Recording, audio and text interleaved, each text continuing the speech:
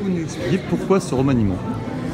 D'abord, c'est mettre l'outil, je dirais, en conformité avec le fonctionnement du corps social et permettre d'améliorer le fonctionnement du groupe, que ce soit celui de la ville, celui de la métropole, et pour aborder les échéances qui arrivent avec beaucoup plus de sérénité et d'efficacité et d'épanouissement personnel. Ça concerne à la fois les élus, le cabinet et Les l'administration. élus, le cabinet, l'administration, c'est un bouleversement important. Oui. Alors quels sont les principaux changements que vous avez souhaité apporter? Le principal changement, c'est la nomination de 3 nouveaux adjoints. Jusque-là, j'ai occupé des fonctions d'adjoint aussi, puisque j'assurais l'intérim. Et là, j'ai nommé 3 nouveaux adjoints qui vont s'occuper de ces thématiques.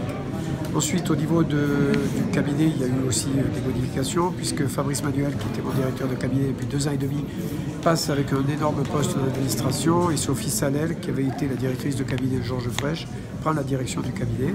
Simi de Nanda restant la chef de cabinet. Pour ce qui est de l'administration, il y a la nomination de plusieurs DGA qui vont permettre à la fois le suivi des mutualisations en cours, le déménagement des services et puis le renforcement des thématiques qui sont celles de Montpellier dont nous avons besoin. Justement, comment se passe la mutualisation des services? Elle se passe très bien, mais elle se passe de façon inégale en fonction des services, parce qu'il y a des services qui méritent que nous ayons un peu plus de temps, un peu plus de recul, afin de pouvoir mettre en place cette mutualisation. Est-ce qu'on peut dire que Sorel 4 est fait pour les municipales? Ah oui, oui, mais pas seulement. Il est surtout fait pour les Montpelliérains.